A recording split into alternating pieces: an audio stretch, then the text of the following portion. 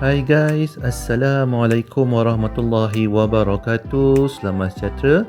Kembali lagi ke channel Cikgu Fazli Handsome.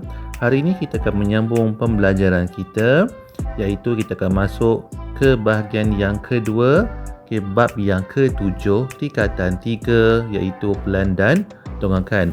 Hari ini kita akan menyambung perkara yang ke-6, iaitu membanding dan membeza objek dengan ujurannya. Apa yang kita nak tengok pada membanding dan membeza objek dengan ujurannya?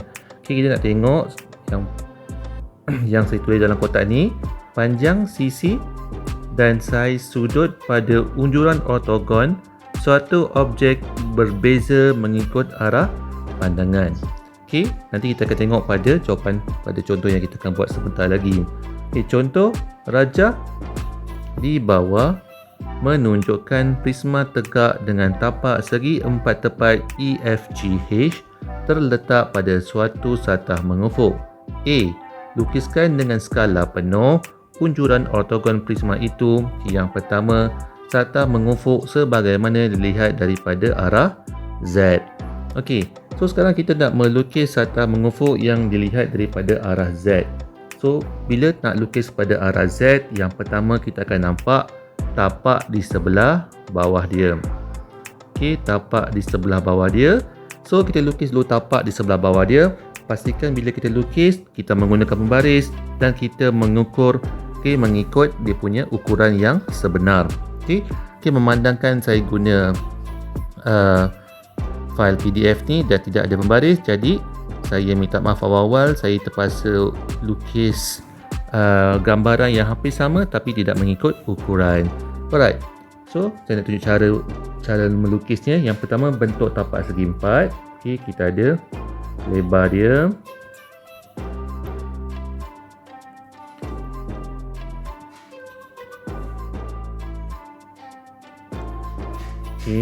buat lebar dulu. Kita panjang, naik ke atas dan patah balik. Alright, so kita akan dapat bentuk tapak segi empat, di mana ukuran di sini ialah panjangnya lah sini 4 cm, sini ialah 7 cm. Kemudian kita nampak pandangan daripada atas. Bila kita ujurkan ke bawah pada bucu K dan L ni, kita unjurkan ke bawah. Unjurkan ke bawah. Kita akan nampak ada satu garis yang putus-putus, bermaksud garisannya terlindung. Kita akan dapat satu garis terlindung pada jarak. So saya rasa di sini tertinggal satu maklumat. JKLM ni lah segi 4, sama bermaksud panjang JK ni lah 4 cm juga. So panjang JK 4 cm, jadi bila kita lukis, ukur dengan jarak yang betul. So 4 cm, kita buat garis putus-putus.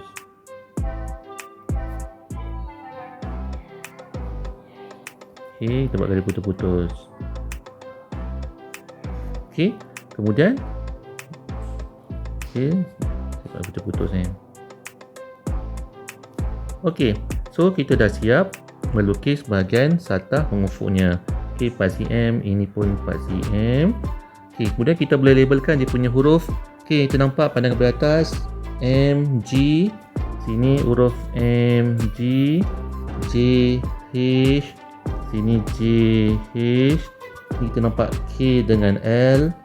So K bawah, L sebelah atas, ujung sekali E dengan F. E dengan F. Alright, so kita dah siap bagi satah mengufuk. Seterusnya kita akan membuat yang kedua pula, iaitu nak melukis satah mencancang sebagaimana dilihat daripada arah Y. Mana arah Y? Kita akan pandang daripada sebelah pandangan hadapan ni. Ini pandangan hadapan Y. So kita nampak bila pada pandangan hadapan, kita akan nampak pada bahagian belakang. Mana bahagian belakang? Ni. Yang saya letakkan guna pen biru muda ni. Okay, so kita lukis bentuk ni dulu. So bentuknya segi 4 tepat juga, sama.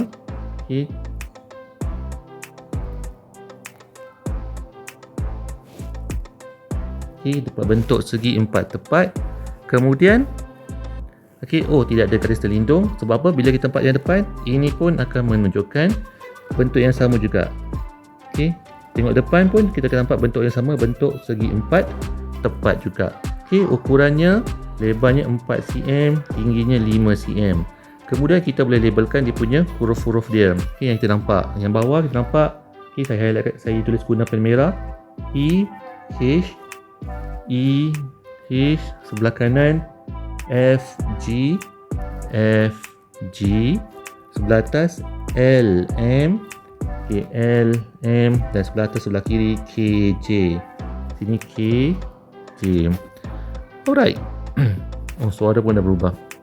Alright, kita dah melukiskan skala penuh, sata mengufuk dan sata menjanjang. Saya ulang sekali lagi. Bila nak lukis, pastikan gunakan membaris dan mengikut ukuran yang sebenar. Alright, yang kedua. Nyatakan kesimpulan anda tentang panjang sisi dan saiz sudut di antara objek dengan unjuran ortogon masing-masing. Sekarang kita nak tengok ada tak perubahan bila kita dah melukis pada sata mengufuk dan juga pada sata mencancang. So kalau kita melihat pada sata mengufuk untuk bahagian soalan A1 ni, kita dapati kalau kita pandang dari sebelah atas, jarak JM H, sekejap saya highlightkan, tak nampak kot. Highlight warna purple. JM HG, ini apa, tak nampak dah. KL dan EF. Bila kita pandang daripada sebelah atas, dia punya tidak ada perubahan pada dia punya panjangnya. Tidak ada perubahan pada panjang sisi. Jadi kita boleh tulis pada jawapan di bawah ini. Panjang sisi, maksudnya panjang sisi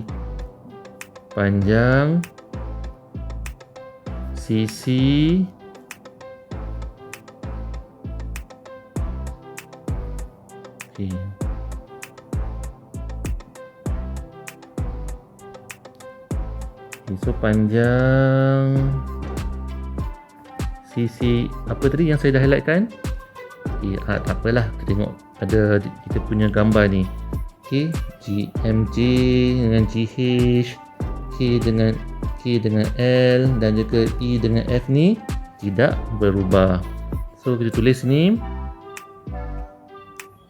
panjang sisi MJ, GH, L ataupun KL, EF tidak berubah. Tengok daripada atas pun sama. Tengok dalam bentuk 3 dimensi pun saiznya tetap sama juga. Sebagaimana yang dilihat pada unjuran ortogon. Alright. Kemudian apa lagi yang kita nampak? Panjang apa? Panjang dia punya lebar dia ni. Lebar buat panjang. Sekejap saya tukar highlight dulu. Ni J sampai ke E, G sampai ke F pun sama, tidak berubah. Saya lupa saya tambahkan lagi sini. E, F, kemudian panjang ML. Silap. Saya pandang balik sini. Panjang GL dengan JK tak berubah juga. Saya tambah GL ke ML. Tengok atas balik gambar ML. ML dan JK pun tidak berubah. Apa yang berubah sekarang? Yang berubah ialah pada panjang LF, pada panjang LF, LF dengan KE yang berubah. Kenapa panjang LF dengan KE ni berubah? Sebab Kalau kita tengok daripada pandangan 3 dimensi ni, okey, ini gambar ni berbentuk sanding ataupun condong. So bila condong, dia punya jaraknya ataupun panjang sininya lagi panjang. Okey, tapi bila kita lukis dalam bentuk unjuran sata ni, unjuran ortogon, jarak KL ni dia akan menjadi lebih pendek. Okey, pendek sedikit berbanding jarak yang asal. Jadi KL pula, saya susun lagi.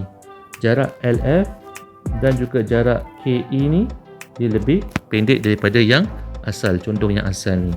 So, dia ada perubahan pada punya panjang. So, kita tambahkan ni jawapan yang bawah. Untuk panjang sisi LF dan KE berubah. Okey, dia berubah. Okey, itu maksudnya dengan membanding dan membeza objek dengan uncurannya. Okey, sekarang kita tengok pula pada pandangan satah Y pula. Okey, tengok. Okey, yang pertama, kita tengok sini yang belakang JH dengan MG sama. Okey. JH dengan MG dia punya jaraknya sama, tak berubah. Okey, tetap 5 cm juga. Dalam gambar atas 5 cm, pada lukisan pun tetap 5 cm juga. Jadi kita tulis jawapan yang pertama ni, untuk panjang sisi JH dan MG tidak berubah. Okey, tidak berubah. Okey. So sekarang ada tak panjang-panjang sisi yang berubah dalam gambar? Okey, ada dapat kat sini. Ni yang condong ni sama juga macam satah mengufuk ni, yang condong sebenarnya jarak dalam pada objek ni lebih panjang daripada ukuran yang sebenar. So KE dan juga LF ni dia ada mengalami perubahan jarak. So panjang sisi KE dan LF berubah. Okey, tadi saya tertinggal lebar dia ni. So lebar JM dan KL, lebar EF dengan GH sama. Saya tambah lagi kat sini, tak cukup ni. Sorry kalau tu saya buruk sikit. MG KL MG EF dan HG. Panjang. Okey. So ada berapa sisi ni? 1 2 3 4 5 6. Tidak berubah. Yang berubah hanyalah panjang sisi KE dan LF. Okey, kenapa berubah? Saya ulang balik. Sebab dalam objek asal dia gambar dia condong. Bila kita lukis pada satah mengufuk ataupun satah mencancang, okey, dia punya panjang sisinya berubah sebab menjadi lebih pendek daripada yang objek yang asal. Alright. Seterusnya kita akan masuk kepada pelan dan donghakan. Okey, kita tengok pada bahagian B pula. Okey, apa yang dimasukkan dengan pelan dan donghakan ni? Pelan ialah ujuran ortogon pada satah mengufuk yang dilihat dari pandangan atas, manakala donghakan pula ialah unjuran ortogon pada satah yang mencancang yang dilihat daripada sisi ataupun pandangan depan. Okey, so pelan daripada atas. Okey, so depan ataupun sisi. Okey, depan. Okey, saya tukar. So ni sisi, depan dipanggil donghakan. Ini gambar objek lah. Kita tekan gambar objek dia macam ni. Alright. So kita sekarang nak masuk melukis pelan dan donghakan suatu objek mengikut skala. Okey, ada dua kaedah bila kita nak melukiskan pelan dan donghakan ni. Ada dua kaedah melukis pelan dan donghakan. Yang pertama, kita lukis secara berasingan. Okey, apa maksud saya berasingan ni? Berasingan bermaksud kita melukis satu persatu mengikut pandangan. Okey, contohnya mula-mula lukis pelan dulu. Okey, lukis tapak dulu. Okey, kemudian lukis depan pula. Okey, kita buat satu-satu. Okey, dan sisi. Okey, contoh macam ni lah. Okey, satu-satu. Okey, satu per satu. Tapi perkara yang kedua ni yang kita nak belajar sekarang ialah okey, kita nak melukis secara gabungan. Okey, apa maksud secara gabungan ni? Kita kena bahagikan kertas kepada 4 sukuan. Okey, 4 sukuan nak bagi macam mana? So, 4 sukuan ni pun kita ada 2 kaedah dia. Okey, yang pertama kaedah nombor 1 dan kaedah yang kedua. Okey, apa beza kaedah 1 dan kaedah 2 ni? Dia beza pada sukuan dia. Okey, kita ulang balik tajuk trigonometri dah pernah belajar. Okey, ada 4 bahagian sudut. Okey, sukuan 1, 2, 3 dan 4. So, beza kaedah 1 dan kaedah 2 hanyalah kepada kedudukan sudut 45 darjah yang ni. Okey, sudut 45 darjah ni. Inilah beza dia. Okey, pada kaedah 1, sudut 45 darjah berada pada sukuan yang ketiga. Manakala untuk kaedah 2 pula, sukuan 45 darjah, okey, sudut 45 darjah berada pada sukuan yang keempat. Okey, sorry ni silap, keempat. Okey, copy paste salah. Okey, pada sukuan yang keempat.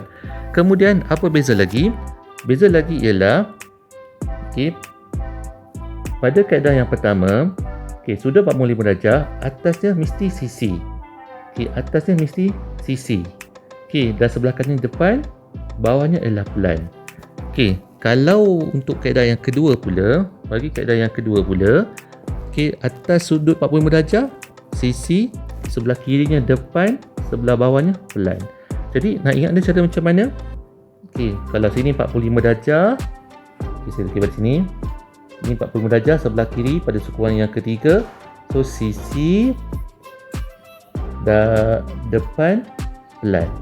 Kalau dia punya 40 darjah pada sukuan yang keempat, okey, sudut 40 darjah pada sukuan yang keempat, atasnya sisi, sebelah kirinya depan, sebelah bawahnya pelan. So, cara nak ingatnya, kita boleh letakkan sebarang akronim. Okey, macam saya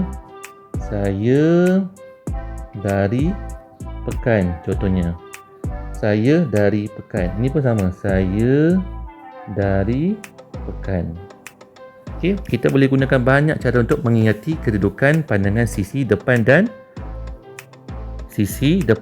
pelan. Alright. So, kita tengok huraian bagi kaedah yang pertama. Okey, pandangan sisi adalah dari kanan ke kiri. Kedudukan dongakan adalah di sebelah kiri dongakan kanan. Okey, ini kalau gambar objek, dia punya pandangan sisi adalah daripada sebelah kiri. Okey, sisi. Okey, sisinya daripada sebelah kiri. Manakala untuk kaedah 2, pandangan sisinya adalah daripada kiri ke kanan dan kedudukan dongakan adalah di sebelah kanan dongakan depan. Okey, so sini sisi tengok daripada arah kanan. Okey, dalam arti kata lain, okey, bila nak lukis kaedah 1 ni, sudut sebelah kiri, sisi sebelah kanan. Okey, kalau kaedah 2, sudut sebelah kanan, sisi sebelah kiri. Okey, terbalik pula ni. Okey, ni sisi daripada arah kanan. Kaedah 2 daripada sebelah kiri. Okey, baru betul. Alright. Okey, cerita secara teori apa benda lah cikgu cerita ni. Alright. Tengok contoh. Raja di bawah menunjukkan gabungan kuboid dan prisma yang bercantum pada satah mencacang BEPL. Tapak segi tepat ACDF terletak pada suatu satah mengufuk. Trapezium CDNM ialah kerata rentah seragam prisma itu.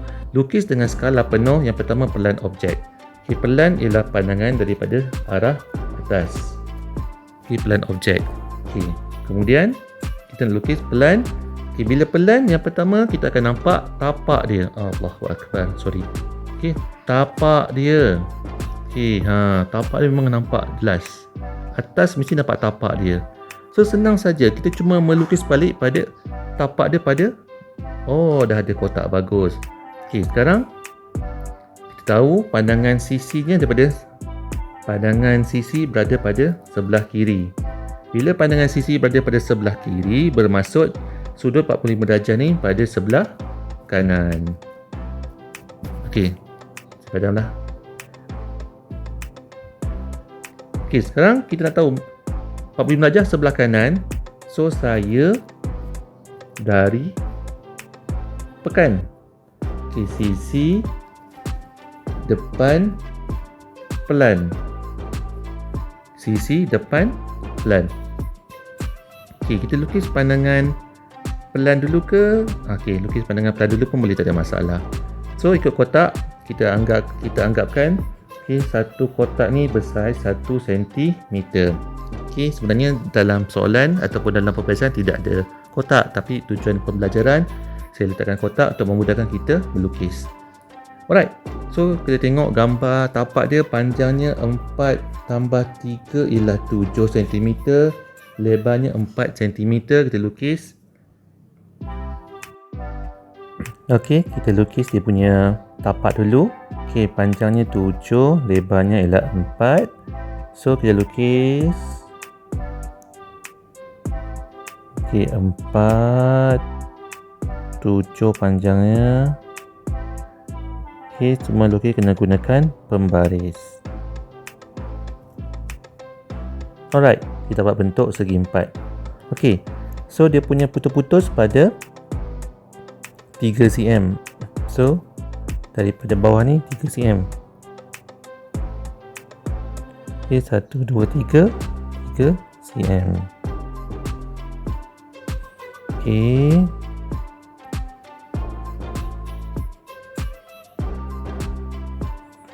Okey, kita buat putus-putus. Okey. So, bila dah buat dia punya tapak, kita kena unjurkan untuk melukis pandangan sisinya ataupun pada pandangan depan dia. Okey, so kita ambil pensel lain, pen warna lain, kita unjurkan. Okey, kena pada sudut 45 darjah, naik ke atas. Okey, naik ke atas. Okey, yang putus-putus ni pun sama, kita unjurkan kena pada sudut dan naik ke atas. Okey, bawah ni pun sama. Okey, naik ke atas. Alright, so bila kita dah unjurkan, tengok pada pandangan sisi dia. Okey, 4, 3, tinggi dia 6. Ini tingginya berapa diberi? So, tingginya ni ada beza 1. So, bawah N sampai B ni tingginya ialah 5. Okey, MC ni ialah 5. So, tengok pada pandangan depan yang saya dah highlightkan warna kuning tu. Lukiskan balik. Okey. So, panjangnya 7. Okey, 7. Kemudian naik 5. Okey, terus sini turun ke bawah. Okey, kemudian naik 1 cm ke kiri, turun ke bawah. Alright, apa yang jadi melengkung ni? Okey, saya padam balik. Okey, naik sini. Sorry, terlebih. Okey, 1 cm je. Okey.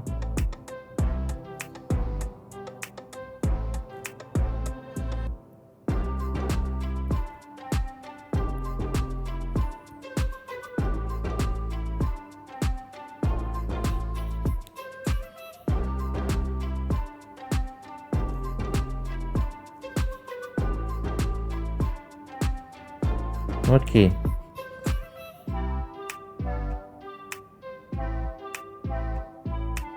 Okey, so kita dah siap bentuk pandangan depan, tetapi jangan lupa ada satu garisan terlindung yang kita tak nampak di bahagian belakang, iaitu setinggi 2 cm pada ND ni. So, kita kena buat garis putus-putus sini and sini. Okey, sini. So, ada putus-putus. Okey. Ya, ada putus-putus ni. Okey. So, kita dah siap melukis pada pandangan sisi. Okey, untuk pandangan depan pun sama, kita akan tunjukkan sisi dan juga pada pelan dia. Okey, contoh sisi ni tarik guna pen biru muda ni. Okey, tarikkan ke sebelah kiri.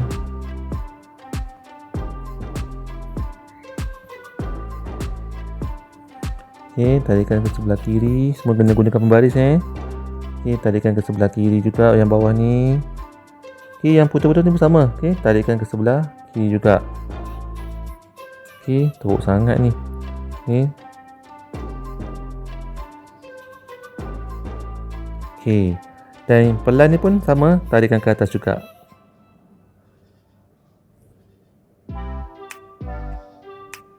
Okey, kita dah nampak pun dia punya bentuk depan dia. Okey. So bentuk depannya sekarang kita nampak. Okey, pada pandangan X ni, okey, daripada depan. Okey, kita nampak bentuk segi empat.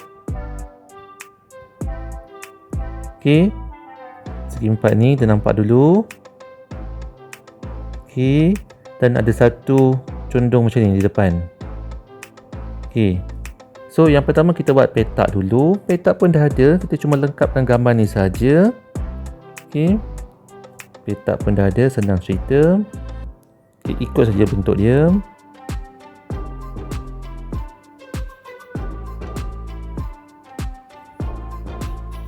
Okey. Kemudian ada naik 2 cm ni. Ada naik 2 cm. Okey, naik 2 cm sini, dari sini naik 2 cm. Okey, dah ada. Kemudian sini tingginya 5 cm. Okey, 6 NB ni. So kita kira 1 2 3 4 5. Okey, sampai sini tandakan dan kita buat garis sanding macam ni. Okey. So nampak garis sanding dia. So kita dah siap melukis pandangan sisi, pandangan depan dan juga pandangan atas ataupun pelan. Alright. Okey, nampak memang macam susah sikit. So kita kena buat banyak latihan untuk kita mengenal pasti mana satu pandangan sisi, pandangan depan dan pandangan atas ataupun pelan. Okey, rasanya cukup untuk setakat ini dahulu. Soalnya pada video yang akan datang kita akan masuk kepada mensintesis pelan dan donghakan satu objek dan melakar objek tersebut dan juga menyelesaikan masalah melibatkan pelan dan donghakan. Okey, seperti biasa jangan lupa subscribe channel YouTube saya. Okay, Cikgu Fazli Handsome, channel Telegram saya Cikgu Fazli Handsome. Okay, jangan lupa tekan button loceng untuk notifikasi video saya yang akan datang. Jika ada sebarang komen, teguran, cadangan dan sebagainya, okay, boleh tuliskan pada ruangan komen ataupun pada channel Telegram saya. Sehingga kita berjumpa lagi. Bye bye.